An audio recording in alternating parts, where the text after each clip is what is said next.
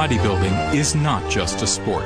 It is a way to live one's life, to reach for that moment of perfect symmetry and dimension. Welcome to the cult of the body.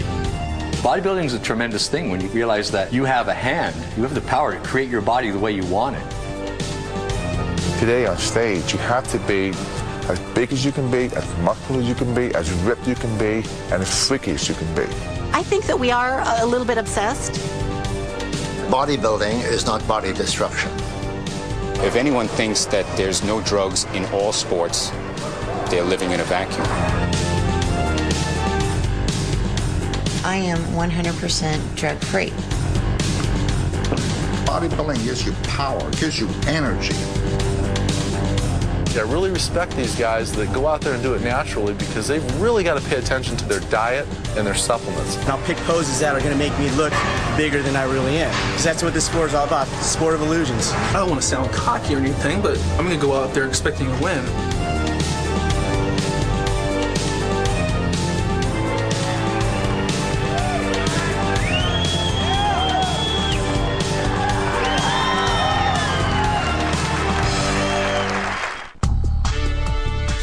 Each year, thousands of people from all over the world gather for the ultimate bodybuilding competition, Mr. and Ms. Olympia.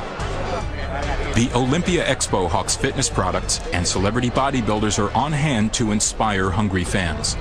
Whether you're a fitness buff or a 98-pound weakling, the Olympia delivers muscle, mass, and mania. This is our Super Bowl bodybuilding and fitness right here.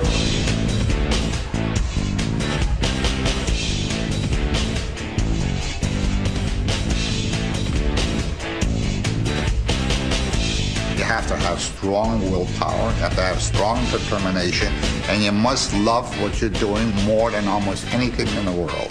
With the pros, it's a whole nother ballgame because you're talking about working with the elite athletes in the world, the best.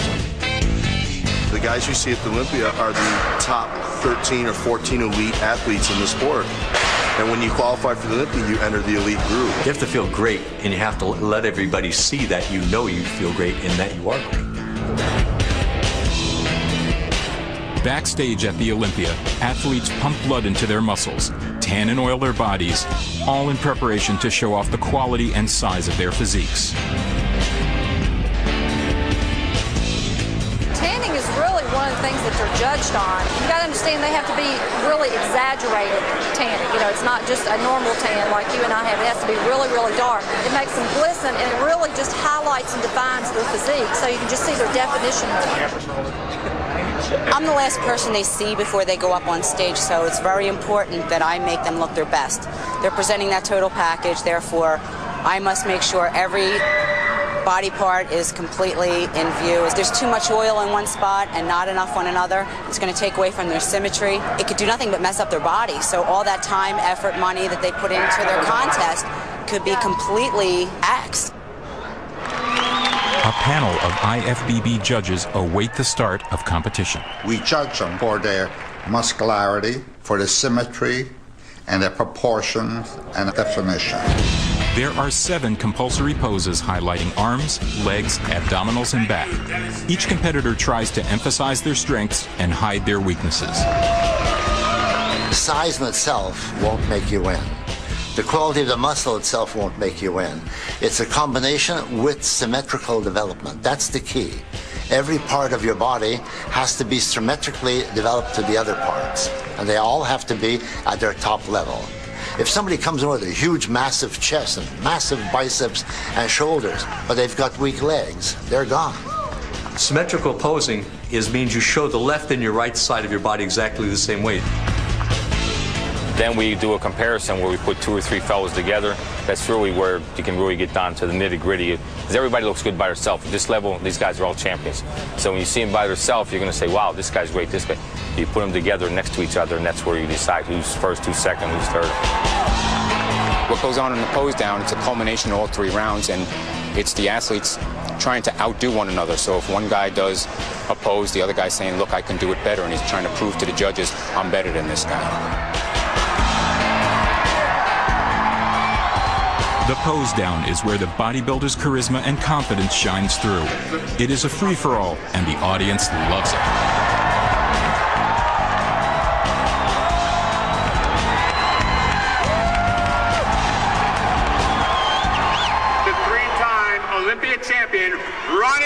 The Olympia purse is $435,000 unevenly split between the men and women.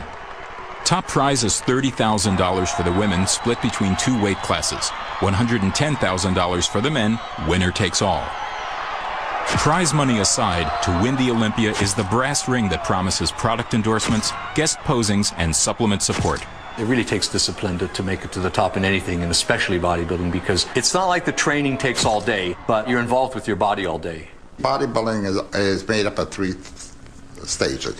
1 is a competitive sport. 2 is a lifestyle. And 3 is an art. Training begins at the gym. Gold's Gym in Venice Beach, California is considered the mecca of bodybuilding. Whether you are an amateur or a pro, the goal is to become ripped and shredded, to see the physiology and shape of the muscle through the skin. For some people, no matter how hard they train, if they do not have the proper genetics, they will never achieve the desired look. Genetics, you have to have proper skeletal system. They got to have wide shoulders, got to have narrow waist, hips. They got to be in proportion. See, what I'm doing is shoulders or delts. And the reason I wrap the dumbbells with these is because I can't really grip the weight during the course of the exercise because the weight gets pretty heavy on my hands. Bodybuilder Craig Titus has been training for 11 years, 8 of which has been geared towards becoming a professional athlete. Because I'm dieting, I'm just burning interstitial fat out of my muscle, shaping my muscle, and creating a look that I need for stage rather than trying to build, so I lighten the weight to avoid injury. See, that got heavy. That got heavy as hell. The idea is to sculpt your muscles to fit your skeletal frame, to have the least amount of body fat in proportion to actual muscle size. Heavier weight creates more mass. Less weight with increased repetitions creates more definition. This past year was the biggest I've ever gotten. It was 274. I'm 5'9". I still have to put another 15 pounds of muscle on. The amateurs, I mean, they're just so hungry because they want to get to where, you know, like the Ronnie Colemans and the Flex Wheelers and the Chris Cormiers and the Nassers and all these, you know, the guys that they're idolizing in the magazines. Amateur bodybuilder Travis Wojek trains alongside the pros. At age 20, he is just entering the sport on a competitive level as a natural bodybuilder. It's a tough thing coming into the bodybuilding world because everybody tells you what you should be doing. And coming in, especially as an amateur and as a beginner, you have to realize that everybody's an expert. Everybody's an expert on their own body, and you have to find what works good for you. This exercise here is one of the greatest isolation bicep workouts with the elbow against the leg. Keeps it in a position where it's always tensed. So the veins coming out real nicely here. It means they like this exercise. Across town, Stan McQuay starts his day at the gym. Trying to wake up. Like Travis, Stan is a natural bodybuilder. Dying today. After attaining 3 black belts in the martial arts, Stan has been building muscle for 10 years. This year, he turns pro. Bodybuilding is definitely growing in the aspect of different types of people. Come on, wake up. Especially now that the natural shows are coming up, you don't have to be a freak anymore, and they can see that, hey, we can just take natural supplements and compete. I'm not trying to get big and huge, you know. I try to stay nice and symmetrical, still pleasing to the average person, so that when they come to a competition, they can actually say, I'd like to look like that, and it is easily obtainable. Not easily, but it is obtainable. I see definitely a push for natural bodybuilding. I see guys that are training in the gym, they want to look cut, they want to look muscular, but they don't want to look huge. First of all, it's the hardest sport in the world to turn pro at. When you're professional, you can make money at it. And when you're amateur, you don't. Basically, the difference is when you become a professional bodybuilder, you get paid for absolutely everything you do. Photo shoots, magazine covers, endorsements, guest posing, seminars, guest speaking, and even your prize money. And as an amateur, you don't get paid prize money. In several weeks, Travis Wojek and Stan McQuay will be competing in the bodybuilding competition, Muscle Mania. Open to amateurs as well as professionals. Its distinction is that it is a natural bodybuilding contest. I qualified to become a pro back in May in New York. and I'm entering this competition as a pro. So it's going to be a little bit different, a little more pressure. Now there's money involved, so it's a lot more at stake here. Being involved in a sport, you always want to rise to the highest ranks as possible in that sport. That's why you're in it, to rise to the top, to be the best. If I can become a pro being natural without taking the drugs and being healthy and inspiring people to be healthy, just wait and see. If that is possible, I will do it. What is perfection? The classic sculpted Michelangelo's David, or the Farnese Hercules, the massive, more developed look? As the aesthetics of the body have changed, so have the physiques. Now, bodybuilding has always been dominated by the heavily massive developed physique. Today on stage, you have to be as big as you can be, as muscular as you can be, as ripped you can be, and as freaky as you can be. You have to be like that, otherwise you're not going to win the competition. I'm the leanest guy to ever win the Mr. Olympia contest, especially 3 times. When I won it, at 5'9", I weighed 190, between 185 and 190. Today in bodybuilding competition, if you're not 250, you're considered thin. When you go to competition like the Mr. Olympia competition, you want to see guys looking freaky. You want to see the bigger guy come out, a 22-inch jump. Holy mackerel, look at it, boom, boom, flexing, rocking the whole stage. People getting fired up. They want to see that. That's what it takes in bodybuilding. People want to see those guys looking so freaky. The audience loves it. And now for the last 16 years, it's been the massive trend. Nobody is concentrating on developing symmetry of proportion, shape, and definition anymore. If you take a bunch of guys, like 20 guys that weigh 190 pounds, 200 pounds of beautiful symmetry, you're going to get this. Because people want to see the big guy. They want to get excited to see the huge muscles like a cartoon.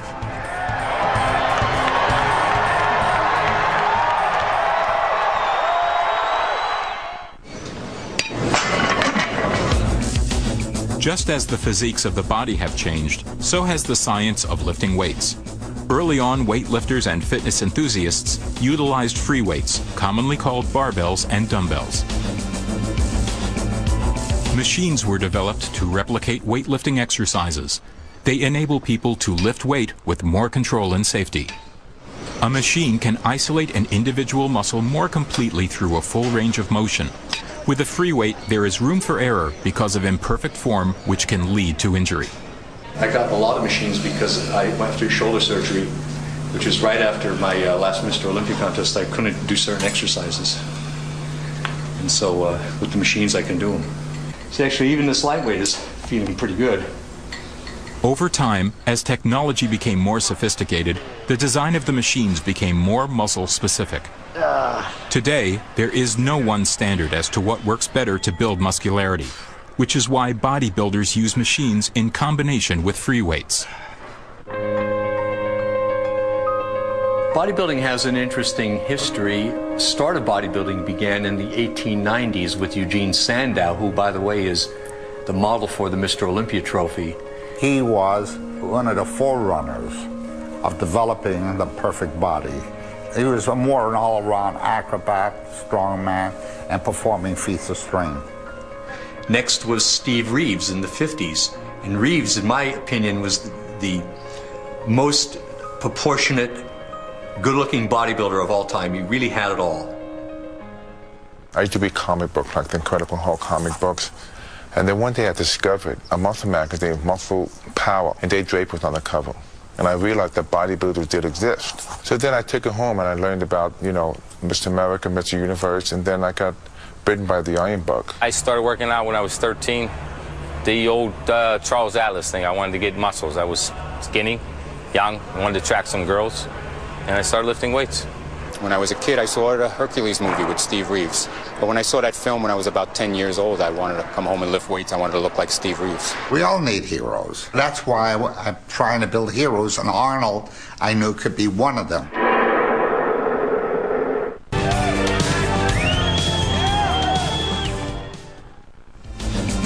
My relationship with Arnold and him with me is the complete story of my life work.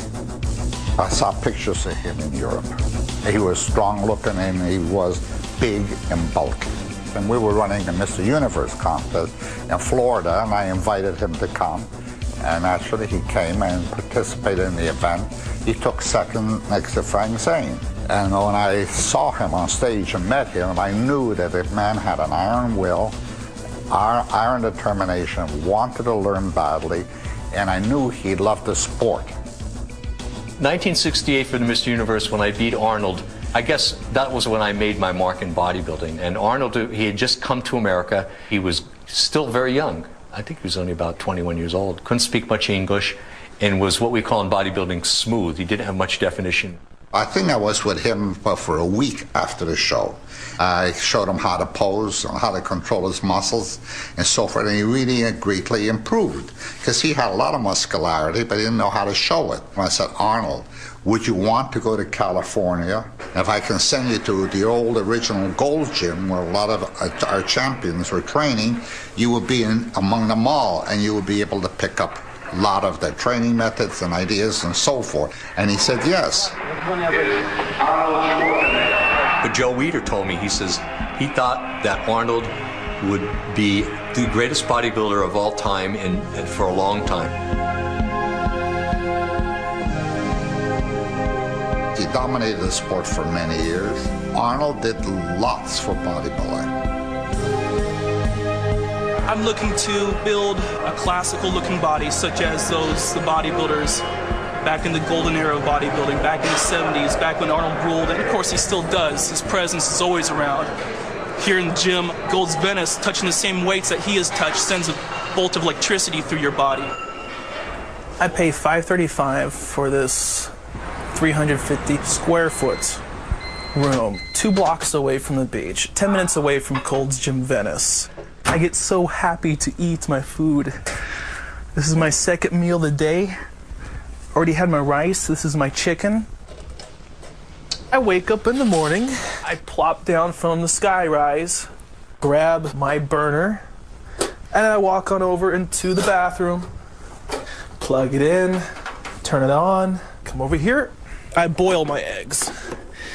I have 7 eggs, 2 whole eggs, and 5 egg whites. 3, 6, and 7.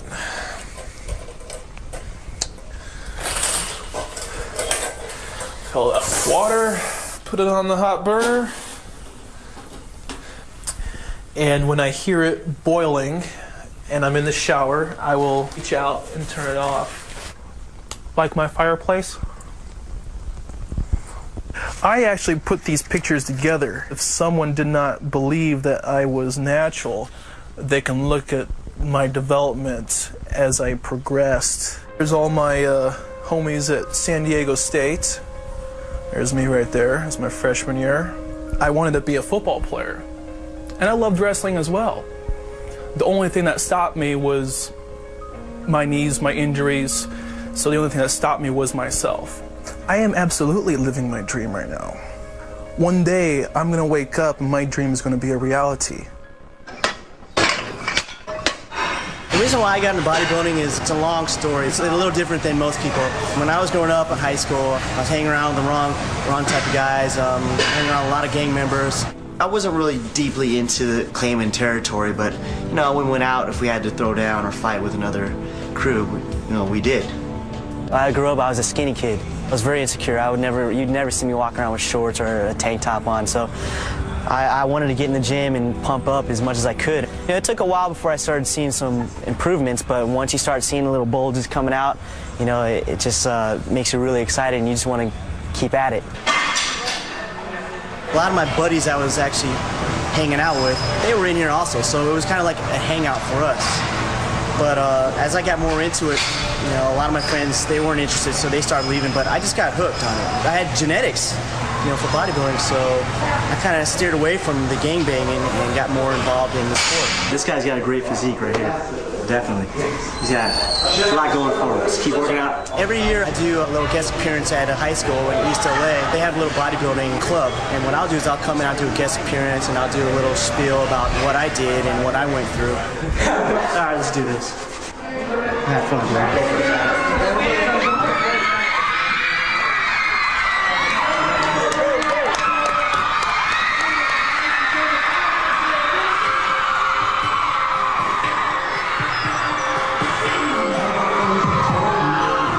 rippling muscles on male bodybuilders inspire admiration and attract a strong fan base. However, take that same aesthetic and put it on a woman's physique, and you have a different story.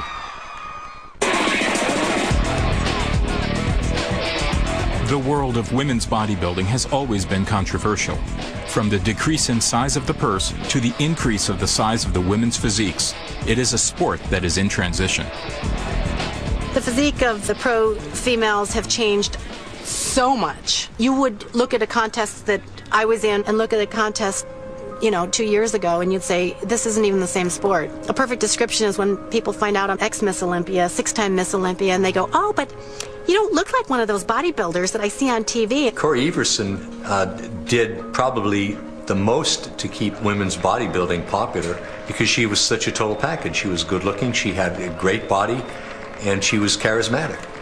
And then after that, I think the winners got more and more muscular and they had less of the total package, and now it's got to the point where there's no total package, there's just a lot of freaky muscle. In 1985, I ran the Miss Olympia in New York at the Old Felt Forum. We sold 5,000 seats and had to turn a couple of hundred people away. But as the physiques increased, the attendance dropped. There's the argument that every athlete should be permitted to develop themselves to the maximum. But to turn a woman into a man is just a little too much. When I first started out, my strongest body part were my legs. I came from, tumbling background, track background, dance background, so I always had really genetic legs. My father had great legs. From the first time she picked up a weight, 2 years later she was a pro. My husband is my trainer, and we worked very, very hard to just bring out that overall package where no body part stood out from another body part. After 3 years of trying, Kim Chizevsky won Ms. Olympia 4 times in a row. Away from the bodybuilding limelight, Kim Chizevsky and her sports nutritionist husband, Chad Nichols, live in Missouri. I am now making a transition to fitness, and it's because basically I've achieved all I could achieve in women's bodybuilding. I had been the big muscular girl for long enough, and I just wanted new challenges. In deciding to take the fitness challenge, Kim has shed at least 55 pounds of muscle in just over a year. To tear down that much tissue, Kim had to cut down on her protein intake, the most important muscle building block. I am a lot happier now that I am trimmed down and can wear normal clothes and off-the-rack clothes instead of having to have everything made for me. It was never that I liked being big. I never liked the off-season where you had to, gain weight in order to lose weight to look a certain way. I had like 11-year layoff of doing no gymnastics, no tumbling at all, and I'm above and beyond at the age of 32 where I was when I was, in college. So this is pretty cool for me. The movement now is with the Miss Fitness Olympia. The popular bias is in favor of a more lean and traditionally feminine look. Where women are judged by more traditional standards like they were in the early 80s. More like a beauty contest. Athletic women that are beautiful and have good physical development, have definition, are not big, don't do muscular poses, and have a lot of flexibility and have some kind of act that they do.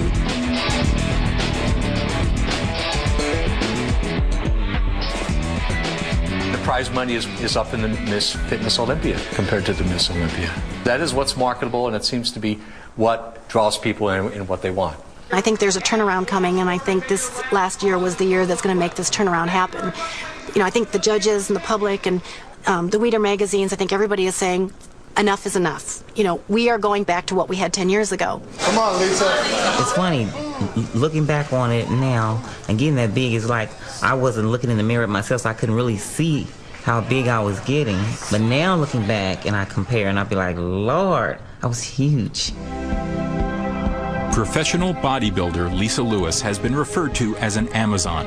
At a height of 5 feet 10, during the off-season she weighed in at 205 pounds. In competition, her weight was 193 with 3% body fat. I'm 180 now. I like to come in competing at 160. The criteria is changing. They don't want the big girls anymore. They want us more defined, more detailed, simplifying our looks. I think the change is good and healthy for the sport, but I don't think that they're realizing that you can't tear the muscle down overnight. Today, bodybuilding is a billion-dollar fitness industry. Where did it all begin? The name Weider is synonymous with fitness and health. Right. Okay. So how to get people off the phone. Joe Weider is credited as the founder of the modern bodybuilding movement. I always enjoy it. You know, when you love something, you just love something. It grows on you. In 1940, along with his brother Ben, Joe created a self-published newsletter devoted to fitness, Your Physique. When I told my mother I was going to publish a magazine, I must have been around 17 or so, she thought I was crazy. She says, "You going to be a publisher?" But eventually we got it all together. It was mimeographed in our own home and put together and brought to the newsstands to be sold. And I got renewals. Buddies subscribed, and I began to build up a little mail order list.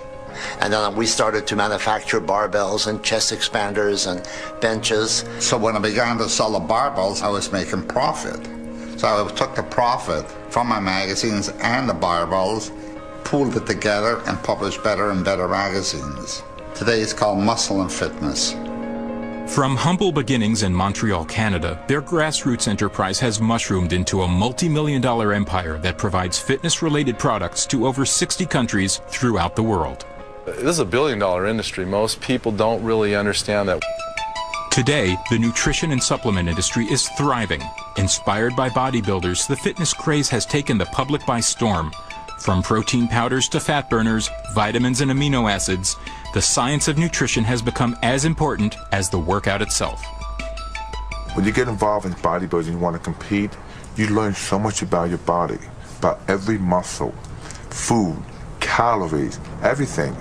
Although it takes years to train, it is the last 4 months before competition that are the most extreme in terms of nutrition and sacrifice. This is when the dieting begins. Nowadays, people are smarter too with competing, where you don't starve yourself of everything. You have little bits of things that to maintain not having to go over the edge and binge. It's an incredible amount of work.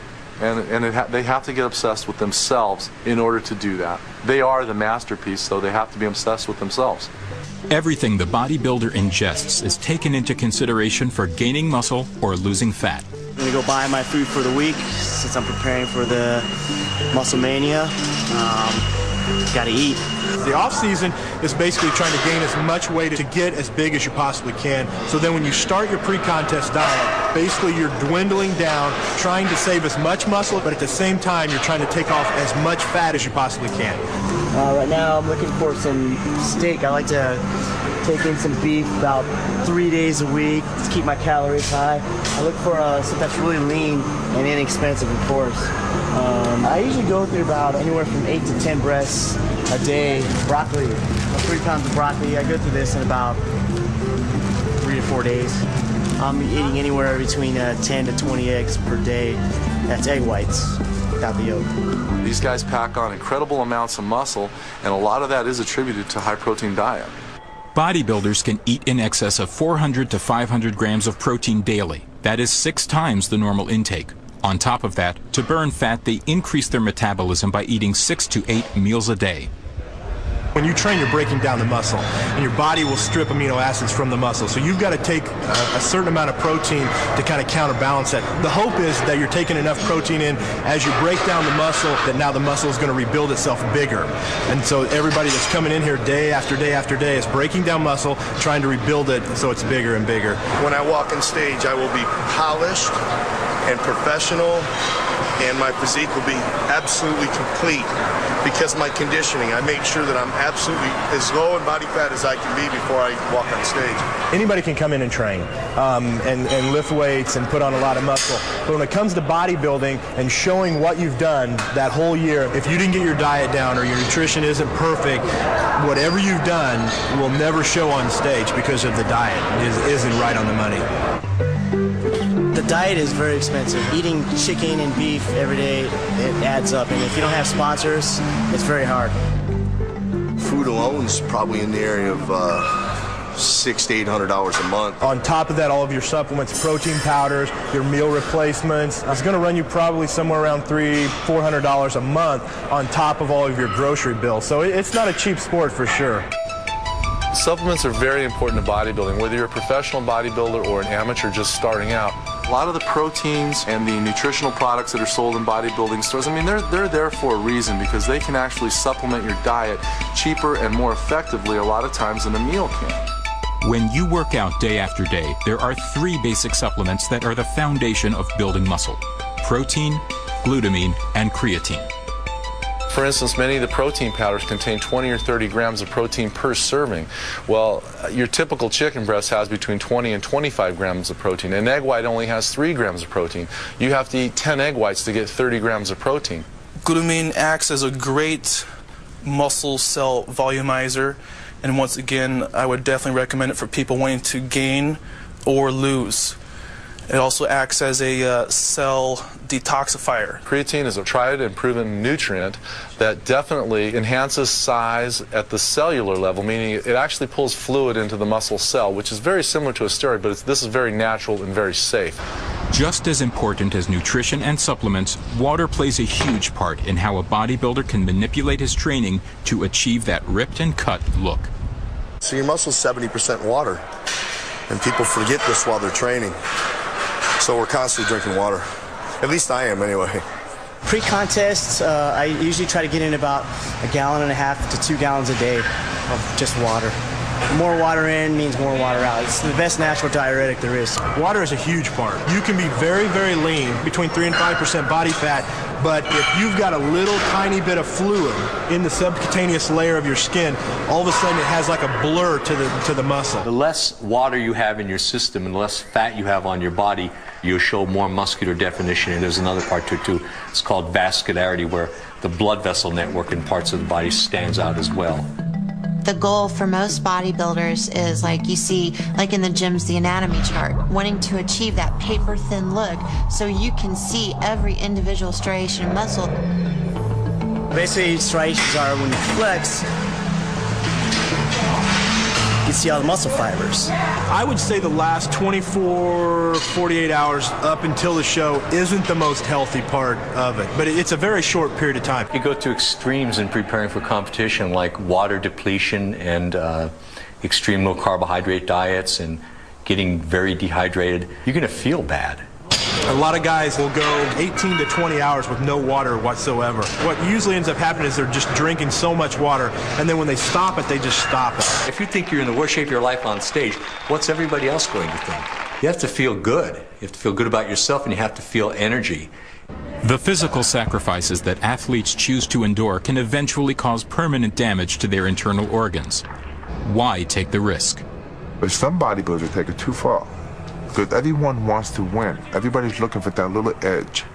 And it's very difficult because if you're slightly off on the day of the competition, you're talking about a whole year's training down the toilet. It can make a difference from 4th place to 1st place. They would resort to anything, not bodybuilders, everybody, to get to be the best they could be. Anything to be the best? To win? The use of steroids in all sports is the dirty little secret that is not so secret anymore. What we do for a living is show off our muscle, and it's obvious what we're doing to get that way.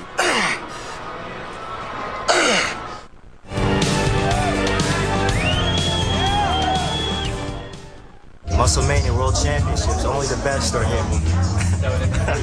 Natural bodybuilding enthusiasts have gathered in Anaheim, California for the 10th annual Muscle Mania Natural Bodybuilding Championships.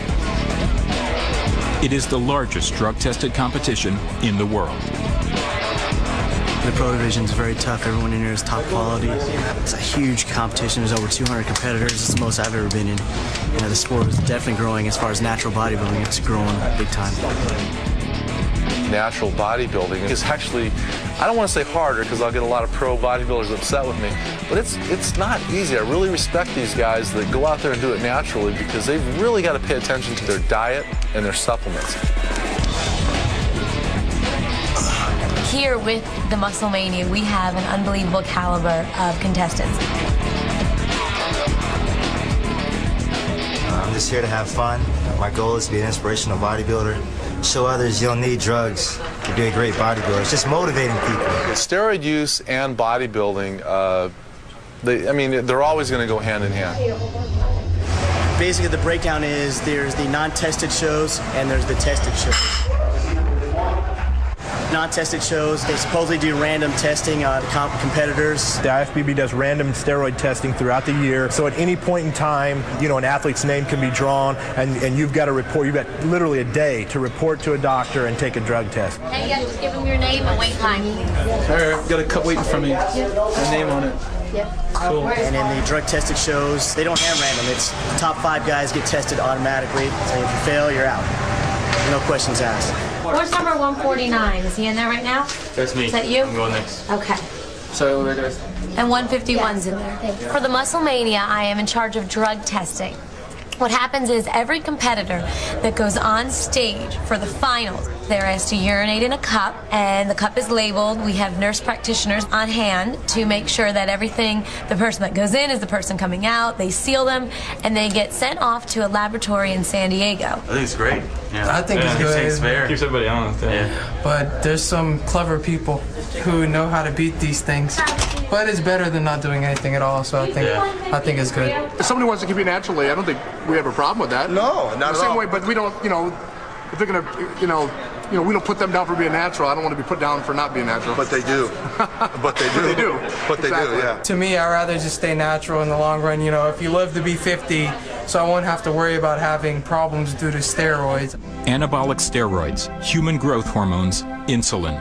Whether organic or synthetic, steroids are based on increasing the levels of the male hormone testosterone to expand muscle density and strip down body fat beyond what normal levels of testosterone will do. If you take small amounts and you're medically supervised, I think that you basically can get stronger and healthier. I mean, steroids were developed to help people after surgery gain muscle mass back. And then they figure, well, if a little is good, then a lot more is a lot better. Not true. That's when it gets dangerous, is when you take high amounts for long periods of time. We are not drug-free, but neither is any sport. If anyone thinks that there's no drugs in all sports, they're living in a vacuum. Everybody's doing it. That makes playing field level. Yeah, absolutely. It is a level playing field. How are you going to guarantee that nobody does it? You know, we do drug tests. We drug test for substances that we can detect. You know, and you can't detect everything. There's so many things you cannot detect that they don't even have tests for.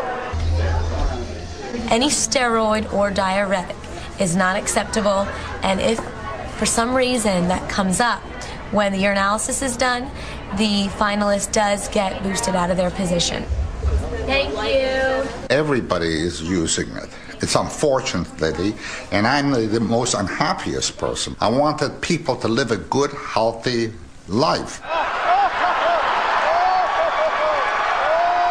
You know, I don't know why guys are willing to take that type of risk. I mean, whenever there's money involved, people do crazy things. And when you're talking about the Olympia, that's a lot of money riding, and there's a lot of contracts riding, and a lot of people take this sport to heart, you know, and they're very serious about this. Very serious. It's their business. And so this is where the sport has gotten as far as drugs, at the expense of just getting more and more size, more and more hardness. It's the same reason why I'm coming into the sport and staying natural. I've seen 200 bodybuilders come in today, and every single one that went on stage was drug tested. Thank you. There are natural bodybuilders. They are tested. There are organizations now just for natural competitors. So I have full faith that these competitors are natural. Let's pose, man. All right. Now, we're only teenagers, okay? Teenagers. I'm 19. We're both 19. Now, by the time we hit 25, we'll be looking like these other big guys. But better. Let's do chest. We're ahead of time, okay? Musclemania is open to men and women, amateurs and pros. The class divisions start with teenage boys and go all the way up through the Masters division for men over 40. There are over 200 competitors.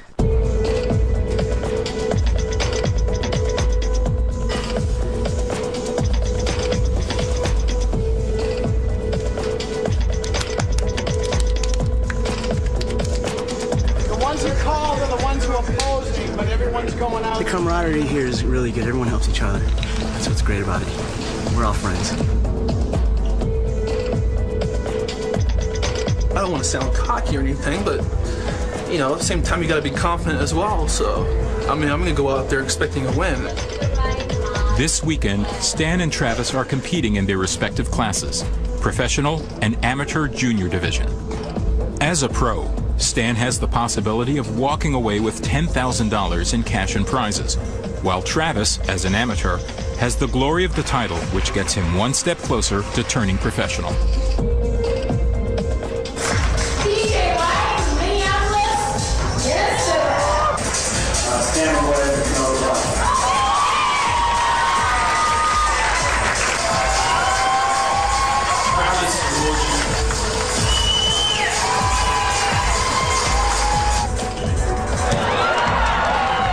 Here's my biggest fear. You've got 40 guys in the show, and what they do is they line us up on the side of the stage, and there might be 1,000 people sitting in the audience looking at us in our underwear, basically. So you're standing there naked, in a line with 40 guys, and your worst fear is if they never call you out, because there's nothing worse than seeing some guy cry backstage, and I'm talking literally crying because he worked 16 weeks and never even got a call out. And I've seen it happen at the last shows I was in, and it's just never going to happen to me. I can guarantee you that.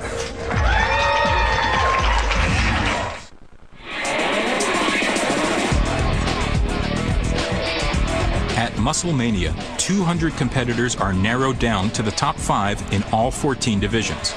The natural bodybuilders go through 4 rounds of competition: initial class lineup, compulsory poses, symmetry, and finally, the pose down. Last week, everyone and their grandma was trying to give me advice. Oh, Travis, do this, don't do that, don't do this. Travis Wojcik poses down with the amateur junior heavyweight division, young men ages 19 to 22. I've won plenty of times in my life. I know what it's like. This is the first sport that I've got into that's a subjective sport. Every competition I come into, I knew I could progress more. Because of my age, my muscles are just going to get more and more mature. My skins get thinner and thinner and thinner. And so I'm looking forward to the future. Travis easily takes the first place win in the junior heavyweight division. The finalists for professional are number 2, Mike D'Angelo. The professionals at Musclemania are part of an elite class of natural bodybuilders and are invited to compete. Number 7, Stan McQuay.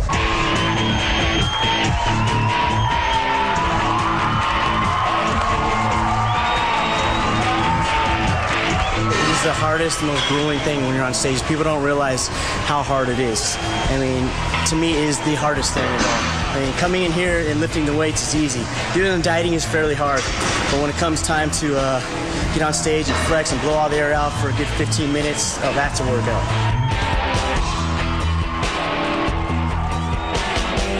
Oh, I'm burned out.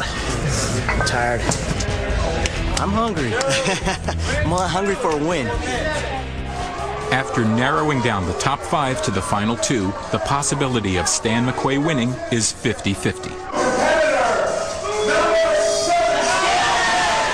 My goal is to make top 5. I took second, so yeah, it's a big, to me, it's a win. So I'm excited. It's worth all the hard work, and now I get to go eat. Stan is greeted by his biggest fan club, his mom, dad, and girlfriend, Carolina.